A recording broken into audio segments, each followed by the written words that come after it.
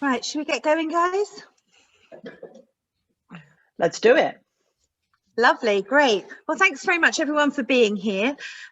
Just a little bit of housekeeping, and we are recording this event, so please do let us know if you've got any issues with that. And we've also got live captioning on for anybody that needs it. So you can turn it off if you choose to by going to the More button and choosing off the subtitles there, but we will have that on throughout.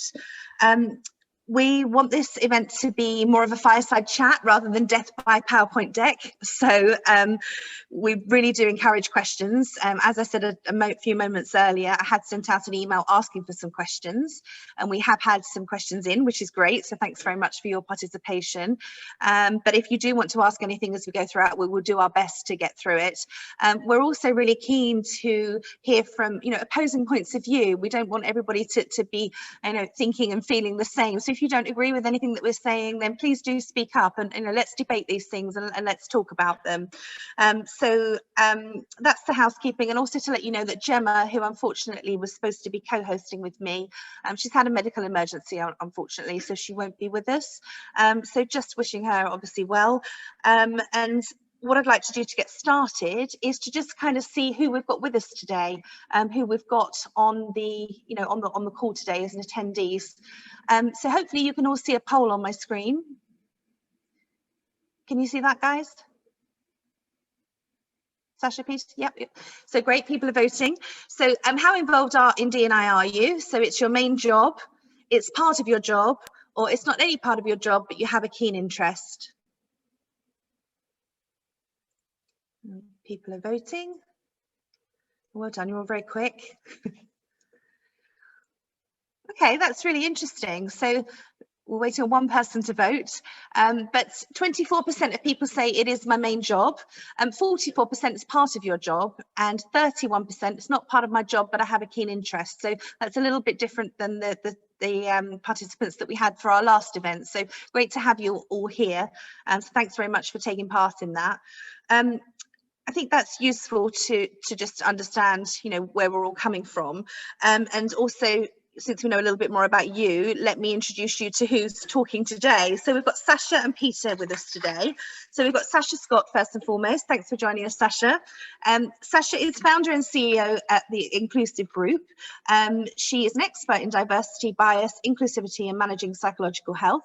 She understands the commercial drivers behind reducing bias within the workplace and the critical need to promote and sustain inclusive workplace cultures in order to attract and retain talent.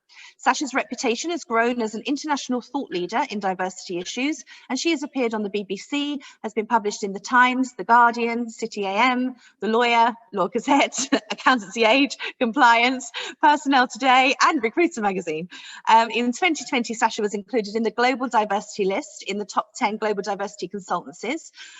Sasha was one of the first diversity and inclusion consultants setting up her practice over 20 years ago, and she's worked in over 22 countries, training over 850,000 people. So thanks so much for being with us today, Sasha. Thank you. Massive imposter syndrome. I was like, please hurry up, Nikki. Go to Peter. I feel like I'm showing off. Thank you. No, I like to give accolades where they're due, so that's really good. And Peter, thanks so much for joining us. Peter Mcdonald Hall is Principal Consultant at Vercida Consulting.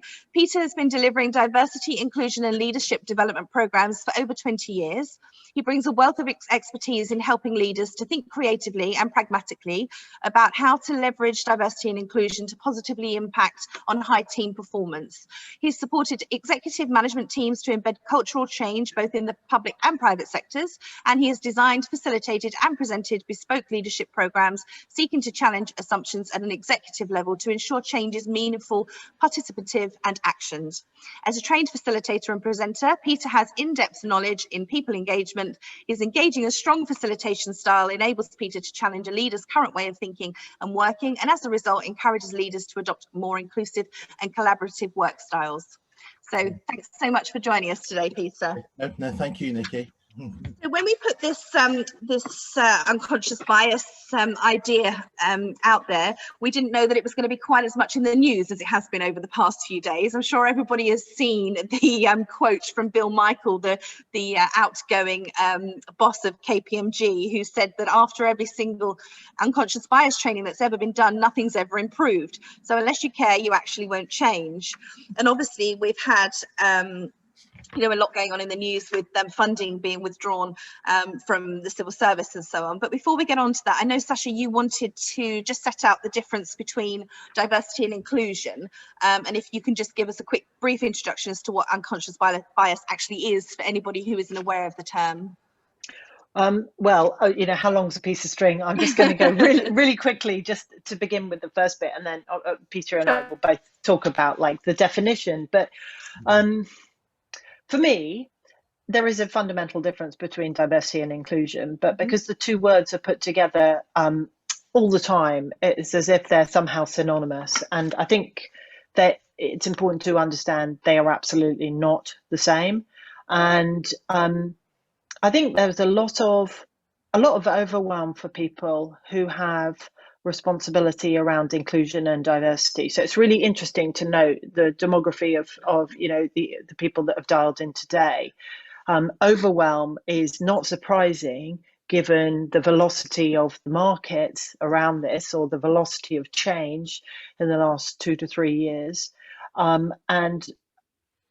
We have seen a lot of organizations coming to the table with a sense of urgency. I need to get stuff done. We've got to do stuff quickly. We don't know what it is, but we know we need to be doing something, which absolutely fills me with fear and horror, because it's so easy to get this wrong. And if you go in like, the proverbial bull in the china shop, actually it's so easy to reverse it and go backwards. So it's a really important question, and I'd be really interested in Peter's perspective on it. But what is diversity and what is inclusion? And so just for me, diversity is about being a human being. It's about you and it's about me. It's about the uniqueness that makes us who we are. Diversity is both inherent and acquired. And if we have a growth mindset, we're constantly iterating in how we see the world, how we see other people, how we connect. So for organizations, diversity is often to do with mapping and data and diagnostics and targets and everything. And that's great. And it's really important because it's absolutely about representation and creating equity. But diversity is fundamentally about all of us as human beings. And I think the fear around it means that often people don't want to engage in a conversation. If I'm the majority of white straight man, I'm probably slightly terrified of diversity. And that's really worrying. So number one, for me, in a very simplistic form, I look at diversity as demography. Inclusion is completely different. And I think that's important. For me, inclusion is a verb. It's a choice. It's a doing word, or it's a not doing word. Inclusion is about that secret sauce within organizations of culture, about a sense of belonging, a sense of, can I actually come to work and work with Peter and do my best, be the best version of myself and do my best work? And if I'm in an inclusive environment with Peter and Nikki, I can be me. I don't have to worry about hiding about being gay, for example, etc. I can just be me, and I feel I belong. I have a voice and I'm heard. Then that's the criteria in my head. But Peter, how do you define the differences, or what would you say? I mean, really, Sasha's along the same lines. For me, diversity, I was looking at some of the chats, it's a fact. It is a fact.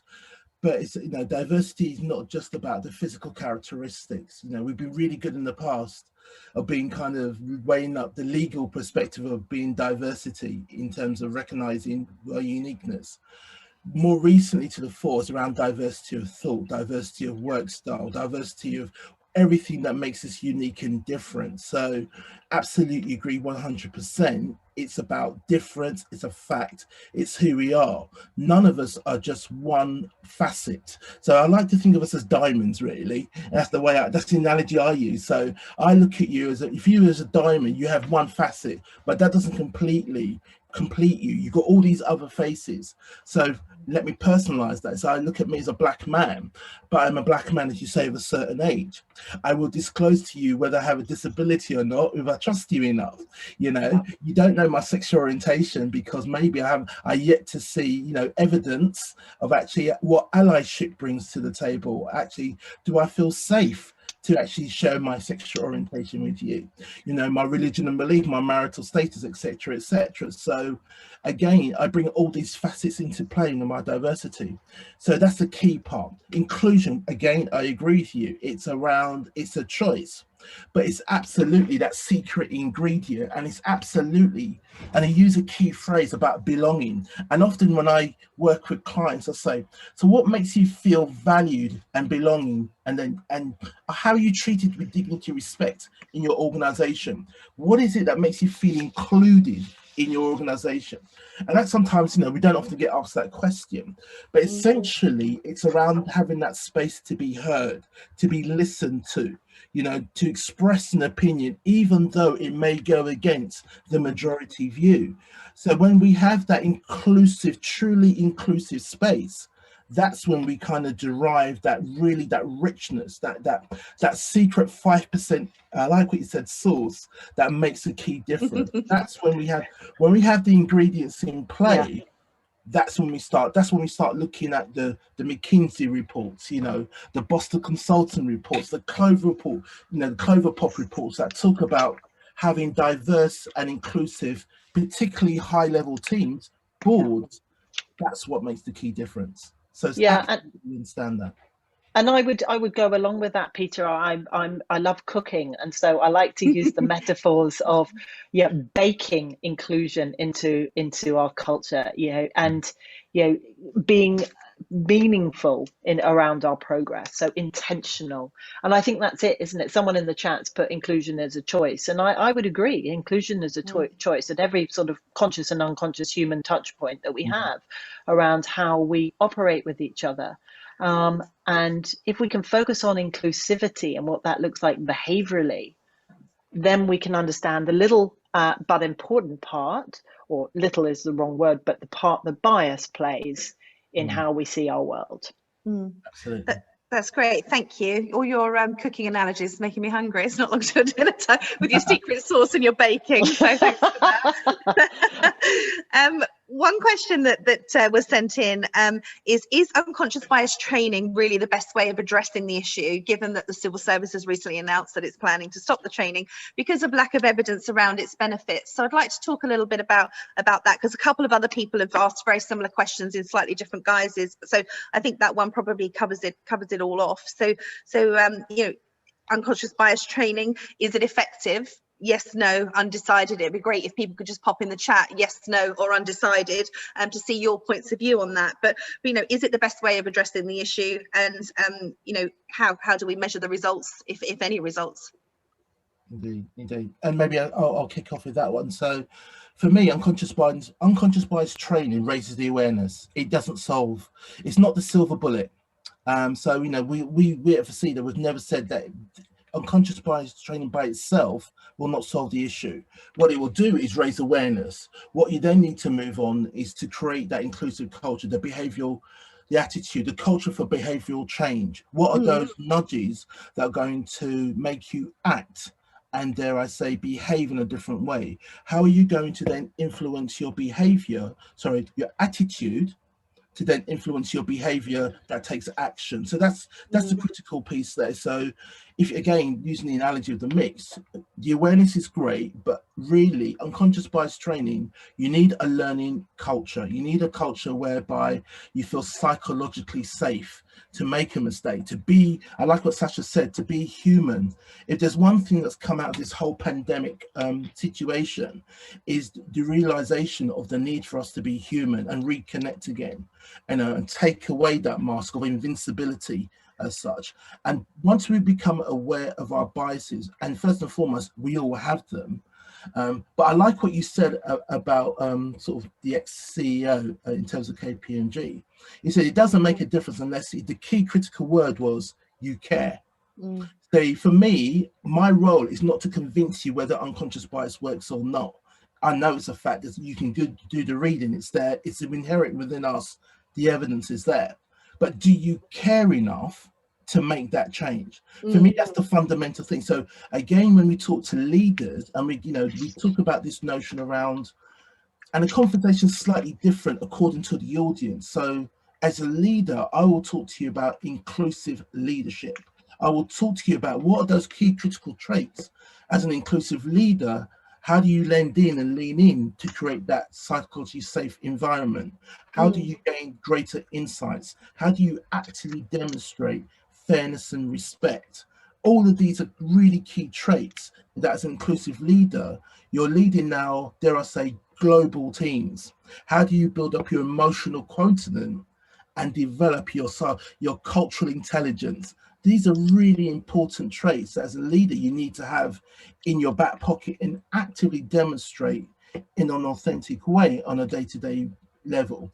And again, once you have that awareness with your teams and your managers, what are those everyday nudges that we need to put in place so we can start effecting real change? So for me, when we talk about the buyers training, absolutely, it doesn't work. It's not a silver bullet. You need other factors in place to make it work. And when we look at, I think it's Dr. Patrick Forrester, whose report was used to say actually the ineffectiveness, and he did I think a study of over 490 studies to say it's ineffective, he doesn't move it, which I go for. It's about the authenticity you come to the table. Even he said, so what are you going to put in its place? So if it's a sheep death methodology organizations, and I agree 100% what Sasha said earlier, if you're coming to this kind of we need to do something, and it's a quick sheep dip mentality, it is not going to work. It's a bit like that Starbucks thing I think you had at the beginning there, in terms of, oh my gosh, we found one team, we kicked 2 black guys out of our restaurant, let's put everybody in unconscious bias training. And I always go, the so what question. So really, is that going to change attitudes? Is that going to change minds? Critically, is that going to change behaviors? No, it's not. It might make you aware, but then the next step is, what are we going to do as part of that wider cultural change? Brilliant. Thanks, Peter. Sasha, when you answer, perhaps you could also add in a part of another question that somebody has asked is, who should be having this training? Is it everybody in an organisation? Is it just managers? Is it just recruiting managers? So if you could tell us your view on unconscious bias training and also answer that as well, please, Sasha. Okay, well, first of all, I just want to reiterate something that Peter said that I completely and utterly agree with as a build onto what Peter said. When we look at what this guy at KPMG said, unless you care, you actually won't change. That for me is really the heart of it. Unconscious bias is not the panacea, but if humans want to change, they have their own burning platform to do that, and self-awareness around how we think and how we look at the world is then going to perhaps be a guidance around this.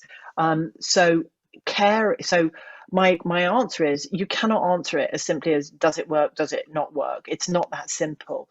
Where organizations have really affected change is, as someone else has put in the chat, they bring this to life. We look at the structure of an organization, we look at the foundations, and we look at the processes. And it's a hell of a lot easier to debias process than it is a person. But also, really interesting article in the paper today about mandating training. So at Somerville, Oxford College, where Margaret Thatcher was a student, the president of that college has told students to complete an unconscious bias course. And unless they get 100%, they have to repeat the course. So there's been a hoo-ha about it, quite rightly. But I think it's quite an interesting example of how some unconscious bias training, and I hate using those words because we don't train people. We're almost like holding a mirror and getting people to look deeply at themselves. But a lot of the suppliers of unconscious bias training have gone in with quite a I'm just trying to think of the right word. It's so focused. There's a lot of shame around it. And if you get humans in a room, generally speaking, and you point the finger at them going, you're biased, so you're bad, then people don't want to have a conversation. And the whole framing of this article is about, unless you get 100%, you're not good enough. And actually, I'm sure Peter, I don't know Peter, but I reckon Peter will agree with me on this, that actually there's absolutely a place for people across an organization, so everybody, we're talking about inclusion, to understand more about how we see our world and our preferences. But when we demonize it, you don't get any traction. And so this is again why there's an urgency around organizations doing more around diversity, delivering more. You know, the numbers are terrible. We have only to look at last week's race equality numbers in terms of Black CEOs, etc. They're appalling. They're embarrassing. Okay. We're going backwards. But my point here is, if we've demonized the bias conversation, we get nowhere. So in answer to your question, or someone who's asked a question, who should get it? It's not it's a series of interventions for everybody. If you contextualize it without demonizing it, then we might be able to ignite some motivation for some change, incremental change. But I'd start with the structure, I'd start with the processes. And as the wonderful Diary has said, lovely to hear you, Di, you've really, it's not that much better than issuing a diversity policy and leaving it unread. Love that. Brilliant. Shout out to Di. I was gonna mention that as well. I saw that and that kind of twigged with me, and I thought, we should definitely share that. Do keep an eye on the chat, guys, because there's a lot of really interesting stuff going on in the chat as we're having these discussions. Another question that came up was questioning and addressing what difference surfacing unconscious bias can make. Obviously, we've talked about the bad press that there's been, devaluing any unbiased unconscious bias training, but also raising a really valid point about how do we measure what difference development interventions actually make. Do you have anything that you'd like to mention on that? I mean, the only thing I would really say to that, Nikki, is in terms of measurement, is use what you already have.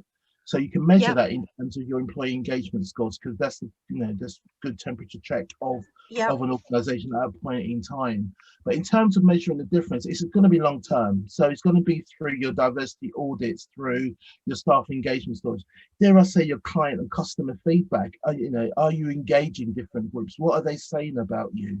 Often in organisations, I can go to Glassdoor or other websites like that to get an insight into the culture of you as an organization. So Sasha and I probably know there's a myriad of organizations who win a wealth of awards for this, that, champions of this, but actually what I then look at is actually, what does it feel like? What's it say? What does it taste like? The culture, how are different groups experiencing that culture, and are they feeling proud to work for that organization? And this is where you get that authenticity test that comes through. So you can tell me you're a great organization, you've been recognized as top 10, but if I'm reading alternatively, actually we work long hours, actually we don't treat returning parents back to the workplace very fairly, we're not really representative of our client customer base. We could do so much more. We're not telling the full story. We're more fixed on quotas than we are in the story. And you need both. Obviously, boards are moved by numbers. So targets are good, aspirational targets are good because they're stretch. And you need real stretching targets for organizations to grow. But you also need the story. You need to kind of provide that context in terms of what is it like to work here and what are individuals' experiences, because that's a qualification, if you like, of the true test. And there's a wealth of organizations out there who never completed a diversity award. It's just part of their DNA, it's part of their day-to-day. And that's the bit I love about it. I love the fact that you won't even hear about them because they just do it. They're just getting on with it. And their real driver for this, and they understand it, is, first of all, they want to be seen to treat their people fairly and with respect. And to do that, they know, and it's vital that they understand the need to create this inclusive culture, this one culture where everybody can be themselves. That's a fundamental driver, because if they can treat their people right, that goes through to treating their customers right. And it's just that kind of, to use that analogy from a public sector, it's that golden thread. And it's as simple as that. Sometimes we can overcomplicate it, we can get a bit imperial about it. You can put targets and you can put models, but actually, if you do treat your people right, fairly, and that will emanate through to your customers. So yeah, Sasha, do you want to add anything further? No, I completely agree with you. And I'm sorry, Nikki, because I know you wanted divergence of opinion. That's so okay. Peter and I are very, very entwined in the golden thread together. Yeah. But what I would say is that I would look at organizations who are internally focused before maybe organizations rush for the accolades and the awards, because there's an in and out, often a sort of dissonance, isn't there, between what we say and what we do. And the other thing I would say is that this is basically just good leadership. It's good leadership. It's about excellent talent acquisition. It's about people's lived experience. And why I think the space that I am privileged to work in has become so exciting is, for me, around the volatility and the difference and the geopolitics and what that then does to workplaces. And that's created a change around listening. And last year, I really believe, after the horrific murder of George Floyd and Black Lives Matter becoming more something that corporate started to go, we need to address this. We need to look ourselves. People started to listen more to experiences from different communities, particularly the Black community, and that charges empathy and understanding. And I mean, Peter, I'm really interested in your view in how important you felt last year is, and is there a fatigue now, or is the urgency still there? So I'm going off kilter here, Nikki, but I think it's a really important thing for people to be thinking about, because it links to bias, it links to everything. Yeah, I know when Peter and I spoke about this, I asked him, was it a moment or a movement? And we chatted about this as well, didn't we, Peter? So yeah, by all means, please pick up that point from Sasha. Sure, absolutely. I think I will feel actually it was absolutely instrumental and pivotal, because the world stopped and the world listened. To the untimely death of George Floyd. It's a question a number of CEOs across the world took stock of what they're doing on race inclusion. The immediate after effect has been a number of conversations to just get comfortable talking about race inclusion, anti-racism, whatever your stance may be.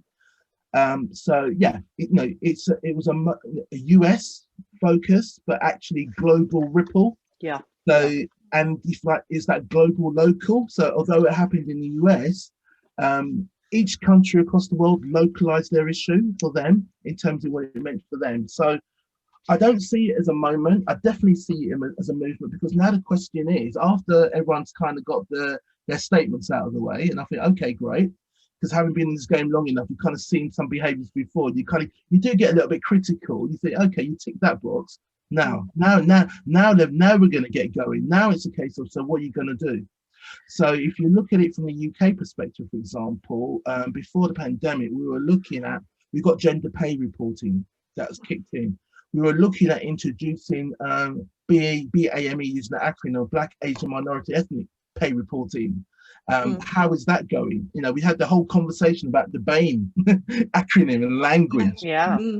Yeah, in terms of, don't call me BAME, I'm not BAME, I don't fit within that experience. I'm Black, be comfortable with it, call me as it is.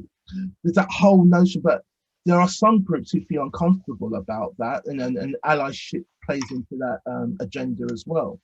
So for me, very much it's a case of, so what are you going to do to keep this on your agenda? How are you going to create those opportunities for real change? Something needs to change. And what I was buoyed about was the intergenerational aspects there. I was buoyed by the very fact that young people had gathered from all different backgrounds, had gathered on this spot.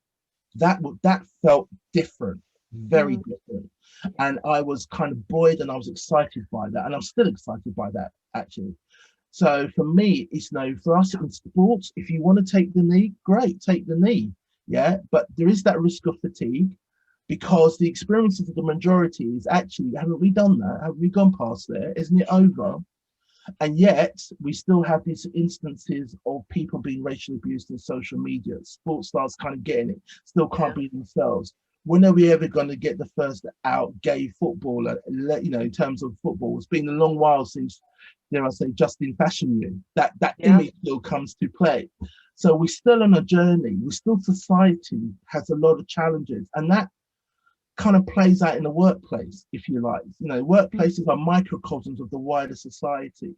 So we have to recognize we're on a journey. And for some groups, you know, it's going to be that case of, see me, here I am, hello. You know, you don't need to, I'm not looking for positive discrimination, but I want you to see me. I want you to recognize I bring value, I bring uniqueness. But give me, you know, provide that equity of opportunity. Give me a leg up so I can now start to apply on an equal footing to my peers. That's all I want. I don't want any other advantage. I want to be seen as the best. Then let the best candidate get that job. Then on that level, let's go for it. But at the moment, there is this meritocracy myth. There's this talent myth whereby, you know, oh, the best talent rises to the top. So why does it look and feel like the same? Why does it look very homogenous? Clearly, if you believe talent exists in all its forms, what's going on here that's influencing that? And that for me is about raising that awareness. What is it we can do differently? How can we hire much more inclusively than we have done historically? So yeah. Great, thank you. I'd like to pose another question now. I know that in this group that, you know, we all believe that unconscious bias exists, but somebody has asked, how do you overcome challenges from people who believe that there's no such thing as unconscious bias? So well, really, give them a few books to read, maybe. I mean, there are so many resources out there that illustrate that actually, you know, bias is just, you know, embedded in our brain, because there are so many important reasons why we need to make snap judgments and assessments. And the fundamental one that we're always doing consciously and unconsciously is scanning our horizon for danger. So, you know, the need to make some spontaneous judgments is key. I mean, if Peter threw a stick at me, I'd duck. Now, I wouldn't think about it, I'd just duck. Now, Peter wouldn't throw a stick at me because he's a really nice chap. But it's just an example. But I think that I'm reading a brilliant book at the moment, and I'm going to show it. I'm also doing my will. I'm not showing that. This book is Adam Grant, Think Again. And I'm only on chapter 2, but I'll put my will away now. I'm biased. One of those rainy day jobs you've always been meaning to get round to. Oh God, honestly, so dull. But he says there's a whole school of people that have a bias that I'm not biased, and I'm not trying to be fickle about it, but I love that, because it's true. There are so many, because we almost have a cognitive dissonance that we associate bias with bad, so it's not me. That we're very wedded to that view, and so we're in denial. So I think, again, look back on what the guy from KPMG said. He said, like, no, it makes no difference, because people don't care. When you care, then you have a motivation to look more deeply within. It's irrefutable that humans are biased. That's a product of making snap decisions. Fast brain, slow brain, Danny Kahneman, etc., etc. But I think the problem is that so many people have gone, it's not me, because we associate it with homophobia, racism, sexism, prejudice. It's a little bit, to use another analogy, but I like this, it's a little bit like driving a car. So humans, you know, we often, if we're drivers, we tend to think we're really good at driving that car. And then you ask the passenger, who'll go, Sasha is awful. She drives on the wrong side of the road. She's terrible. That's my 19-year-old son. So, you know, ask the passenger, and because we have biased blind spots that we can't see. Now, if I go and buy a lovely car, it will have mirrors and sensors and automatic park and all the things that, because my blind spot can't tell me. And I'm advocating that, you know, Nikki and Peter and Sasha, we become mirrors and sensors to each other, so we can have that conversation, but we need the psychological safety to do that, to point it out. So I can't even get into a conversation about whether we have it or not. I just know we have it. It's like, what do we do with it? But Peter, what do you think? What do you say to the naysayers? Because we've met them, they've come to our classes, right? Yeah. They have, sometimes willingly and unwillingly. You know what? I'm not here to change your mind or influence you, but let's have a discussion around this. Let's kind of talk it out. I don't do PC. I don't let language get in the way. You know, obviously I talk about mutual respect, challenge the point, not the person. So I'm really, really interested to hear more about this. When you say you're not biased, you don't believe in it. So, okay, your belief is it, but do you have it? So do you have a superstition? It's not in number 13, your lucky number. If not, why not? If there was a ladder across the pavement and there's a busy road, would you cross around it or would you go under the ladder? And there's some that said, no, they go under the ladder. But invariably, there's that little nudge inside of us. And I go, so what's informing that? What's driving that feeling? And it's all this collective knowledge that we've gathered since we were kind of babies, into childhood, into adolescence, into adulthood. All this information from our peer groups, our social media, that informs our thinking. That informs it. That makes us biased. That gives us our favorites over unfavorites. That gives us our familiarity with people who are similar, who we grew up with, you're super comfortable with, over people who are different. You know, it's biological, it's within our DNA. That's how we grew up in tribes and that, in terms from the caveman onwards. So it's inherent in us. So to say you don't believe in it, I think fine, you don't have to believe in it. I know it's there. The thing is, once you become aware of it, is what do you then do about that? Now, you could choose to ignore it, or as I heard on the radio the other day, you could be like low consciously aware. And I thought, hold on. So you've got consciously aware, then you've got unconsciously aware, because it's this blame game. You know, it's whereby, and this is part of the narrative. Part of the narrative around this complexity is a hijacking of the language. So if you behaved in a biased way, what they say, well, I'm not responsible, because actually that's my unconscious bias. I've got no control over that. So I abdicate all responsibility. That's my unconscious. What can I do about that? And of course, you know, because it's learned. Babies learn. We all learn from everyday situations. We learn, you know. And Sasha talked kind of briefly about Daniel Kahneman, the fast and slow thinking, that gut feel that we go with. And unless that's based on like that 10,000 hours of experience in whichever field you may be, outside of that, it's a gut feel. But the thing is, evidence suggests that's wrong. You know, so that feeling, you know, in some sectors, maybe in asset management in the old days, if you wore like brown shoes to an interview, the bias was, are you going to fit in? Yeah, I might go to tech and slightly older and I wear my suit, 3P, because I want to dress, because that's the way as a baby boomer trying to fit in these millennials, I think I'm hip. Everyone's wearing jeans, I'm wearing a red tie and a pinstripe suit.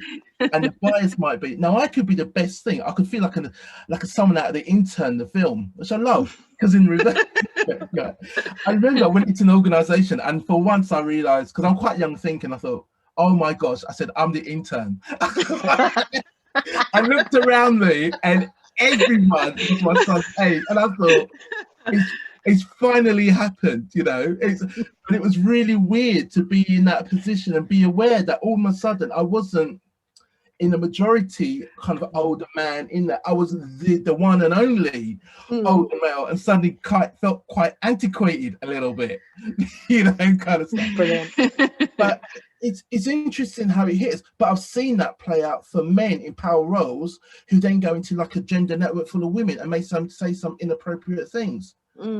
Because, you know, with day-to-day world experience, they're quite comfortable doing the banter, and now they're being called out for it.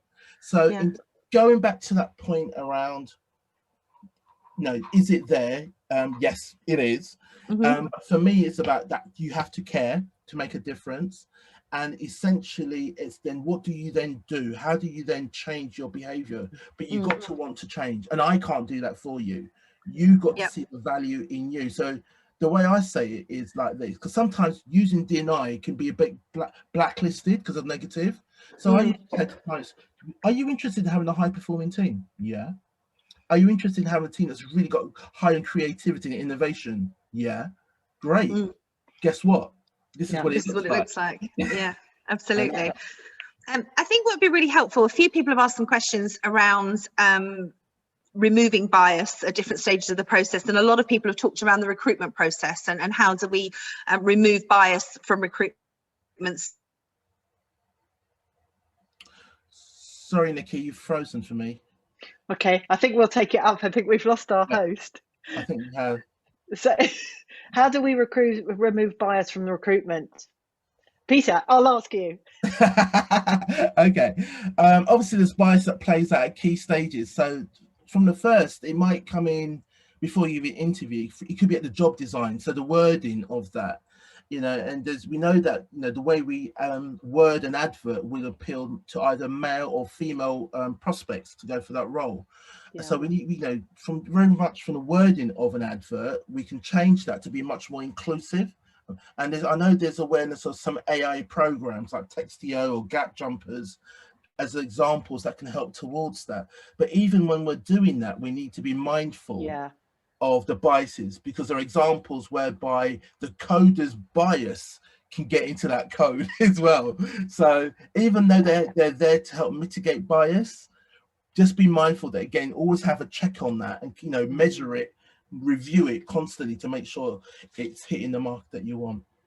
Yeah, I love that, and I couldn't agree more. We have to go granular on who are the coders and what is that saying. But playing to your point there around exclusionary criteria, exclusionary language, there have been some examples of where somebody has placed an ad with just a few extra words. I think 8 extra words, and what they do is they encourage a lot of different people to the job application, because it talked about flexibility and openness, and then they marked that against inclusion. Their inclusion index went up 8%. So really, really interesting on that. 100%. We've what else? Oh, actually, I can see someone's put there. Claire England has asked a question. Shall I read it out? Please. Oh, it's gone. So she hasn't. Oh. I know she's from JLL, so whatever. But Peter, if we go down the funnel, where else do we see bias? So again, if we look at the advertising of roles, bias might come out there. So very often, when we're hiring managers might be asked, or who would be best used for that role, and as hiring managers, sometimes it's under pressure to time. You're in competition with everyone else to fulfill a role, so we kind of have a fit for an organization, so that that affinity bias can really play out. We tend to recruit people in our own image, so if they went to the same university of ourselves, we're more likely to recruit somebody from there because we know that and we know what we're likely to get, as opposed to somewhere else. And also referral programs, which sound really good, but actually if you analyze it, they're kind of our nearest and dearest, most trusted people. And the question I have, are they really that much different from ourselves? So it sounds good, but in practice, you can just accentuate more of the same. So that can be a challenge sometimes in terms of advertising for roles, but it can work oppositely. So again, if you're recruiting for difference, why not have a referral program where you have to bring someone who is very different from you? You get this financial reward or whatever it may be in your organization. But imagine that if you're a man, you've got to bring in a female, or someone who's black, someone with a disability. What that does, that makes you behave in a different way. All of a sudden now you're starting to have conversations with a much more wider, diverse group. Dare I say, you're actively looking, you're much more proactive. So that's the kind of behavioral change that we're looking for, things that we're going to stimulate and act in a different way. So that's one aspect we can look at. The other aspect is around the interviewing process. It made the sifting, because I saw about the blind CVs. Yeah, I saw that. And there's a number of organizations, so the removal of names, for example, the removal of sometimes even addresses of that nature. And the reason, again, why organizations are going down that route more and more is, again, to help de-bias any biases.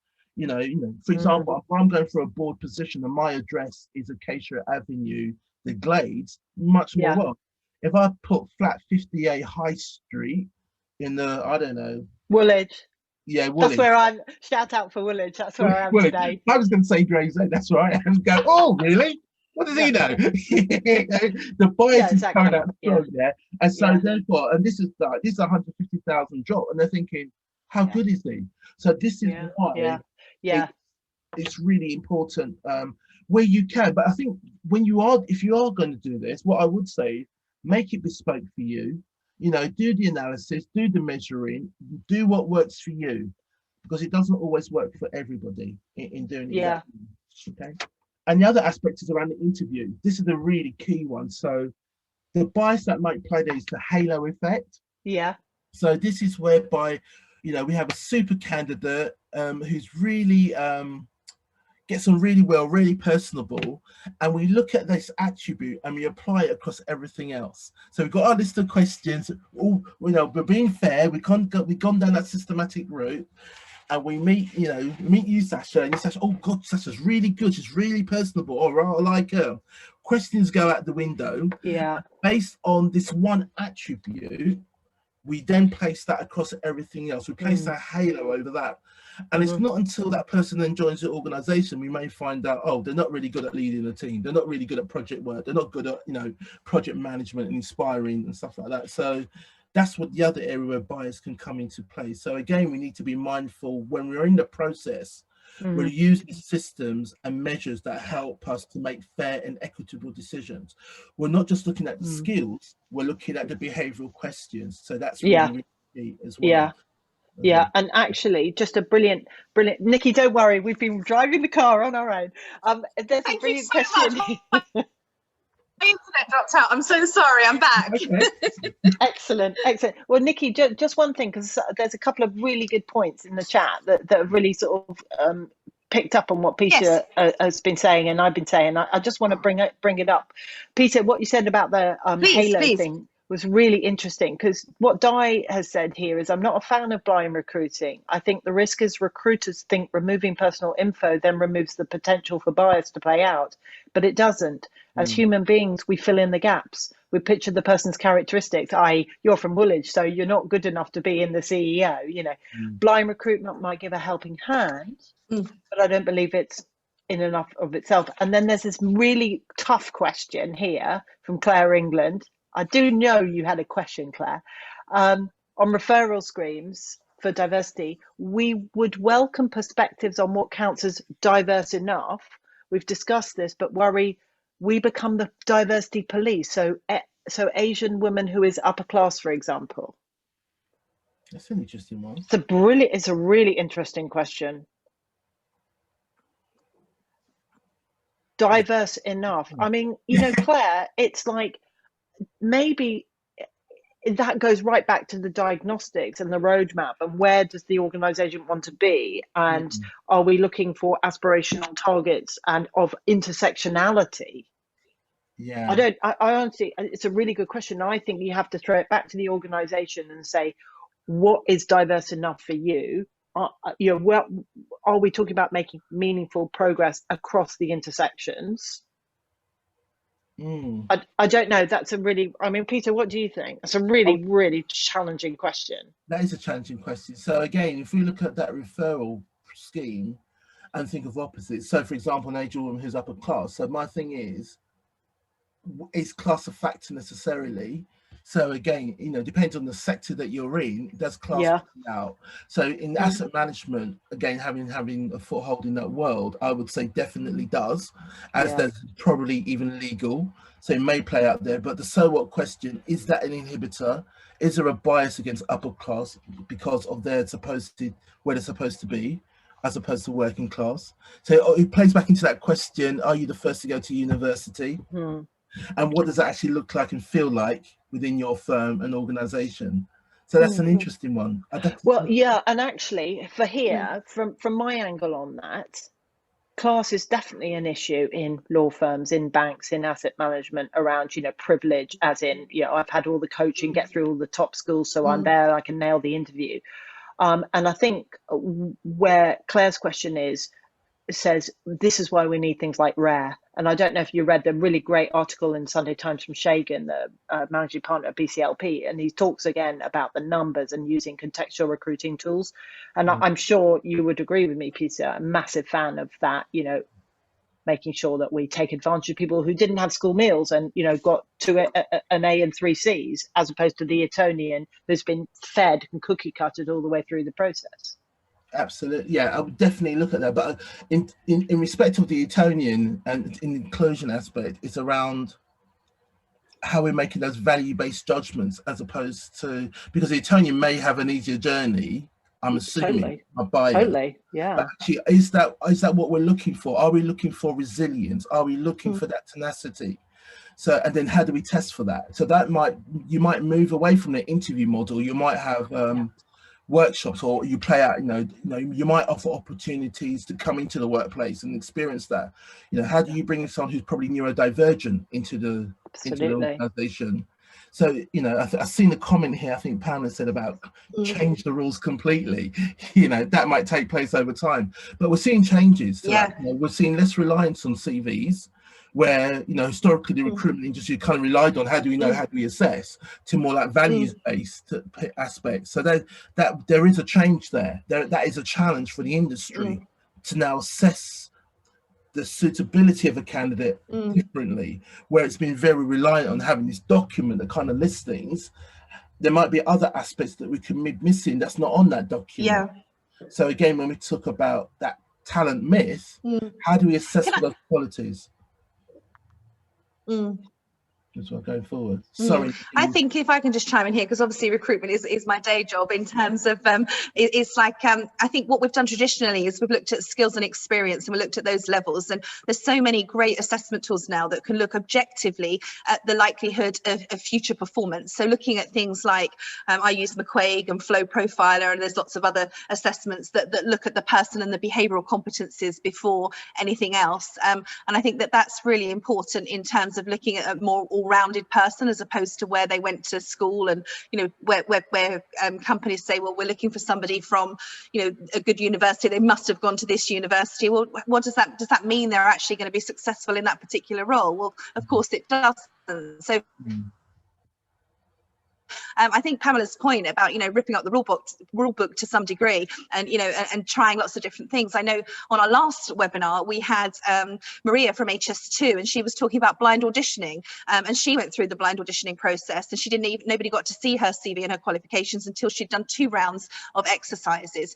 Do you have any experience around blind auditioning, and does anyone have any positive experiences with that, or any negatives around that? Around what, blind auditioning? Blind auditioning, yeah. Yeah, I'm aware, for example, I think HS2, it comes to mind in terms of they changed their hiring practices, and D&I is essential to their approach. They're using and they're leveraging their position to do things in a very different way, and they brought in elements of that blind audition, and it has made a difference, particularly into the appointment of female hires into a traditionally very male sector. So from that aspect, yes, it has. And it's made a key sea change there. It's about doing things differently, and I don't think as organizations we shouldn't be afraid to do things differently as such, and and try new things and do things in a new way. And I think organizations, particularly leading organizations, are now looking at this much more critically, even to the degree of not even looking at degrees, as because of that very nature of recognizing, because you have a degree doesn't necessarily make you the best candidate for the role. What we need you to demonstrate this skill set, this essential skill set that we need to meet for that particular role requirement. Yeah, I'd completely agree, and we're seeing some much more innovative ways of testing competence and getting teams as well. Once you've got people working for an organization, putting teams together that work well by giving them a common challenge, and off you go. So I'm a big believer that diversity and inclusion are more about disruption and innovation. Yeah, definitely.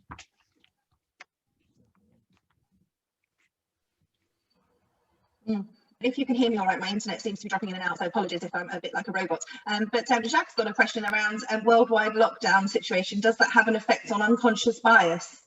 Does anyone have any view on that, whether the lockdown has an effect on unconscious bias? Yeah, I've got a big view on that, absolutely, because what it's done is it's put us into a situation of uncertainty, fear, stress, and we're not sure when our vaccine's coming or what the world will look like. And in that environment, we're far more likely to reach to people like us. And in a virtual environment where our brains are frying with being on Zoom the whole time, we are going to far more likely listen and talk to people like us. So the affinity bias is putting us backwards around bias, in my opinion. And the other thing is we're seeing almost on a weekly basis studies come out that show that different elements of diversity, back to Peter's beautiful, the diamond analogy, different elements are disproportionately impacted, whether it is you know, gender, social mobility, people of color, etc., etc. So it's having a massive impact, and to the detriment of diversity. Yeah, it's challenging times, absolutely. In terms of cognitive load, cognitive stress, for all the reasons that Sasha's outlined. You know, never more challenging now. We know the emotional well-being is really kicked in sizably, and for a number of you know, it was 1 in 4 before, you know, that great stat in terms of emotional well-being. Dare I say that's certainly gone up to quite a degree in terms of the ways of working. I think there's going to be some challenges about ways of working. I think the modern workplace is going to change fundamentally. Are we all going to go back to the office? Some of us will. A lot of us won't because we can work in much more diverse, inclusive ways. Has the bias gone up? Absolutely, because we're now doing things like video calls, video interviewing that can limit that interaction. It can create what I call what is known as the empathy gap. So socialization of teams. So, you know, those moments, the old days, you had those water cooler moments by the coffee, how you doing, checking in. That's much more harder to do in a virtual world. We now have to literally plan it, but it's never been more important than to socialize that connection with teams, to stay in contact, create those opportunities to show we care. If we don't do that, we create this disconnect. So, and again, we can feel isolated, and that can be its own pressures. We're seeing much more evidence about overworking at home, not switching off. You know, you talk about work-life balance, gone, it's work blamed. We're checking our mobiles at 5 o'clock in the morning, last thing at, you know, 10:30 at night. We're not switching off. You know, dare I say, employers will probably get a lot more productivity out of their employers and stuff like that. But so for a number of reasons, it's challenging. Yeah. What about bias interventions? Do they work? What do they look like? Do diverse panels make a difference, and so on? Does anyone have any view on that?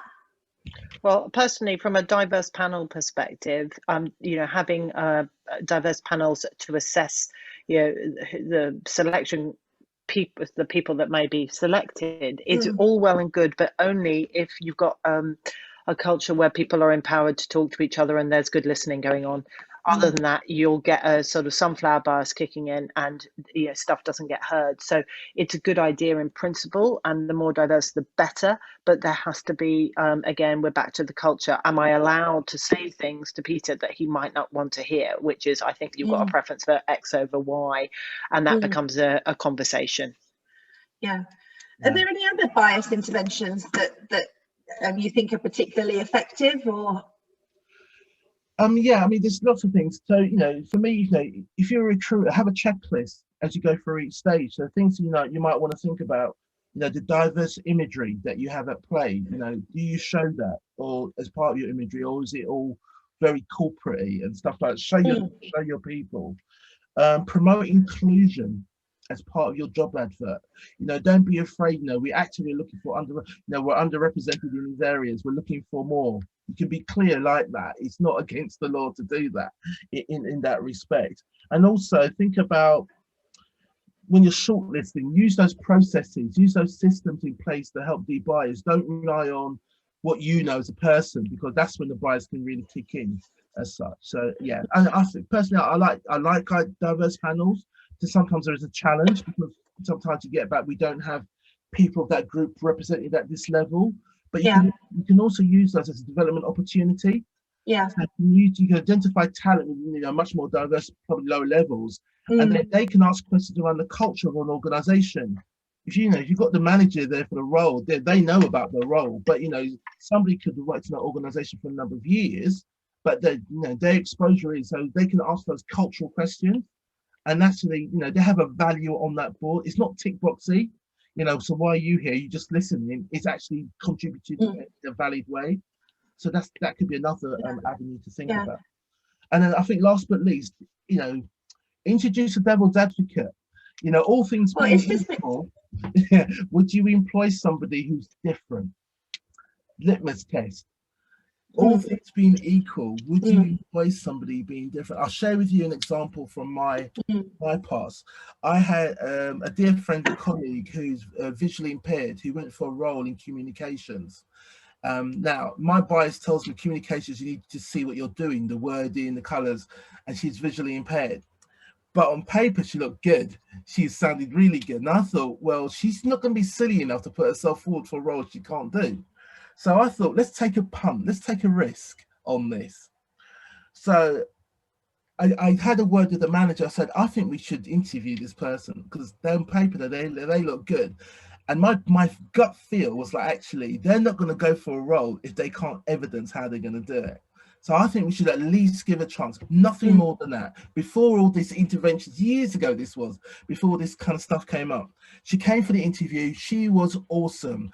In front of my different, she's brilliant, but we still feel a bit scared. I said, okay, put it on me.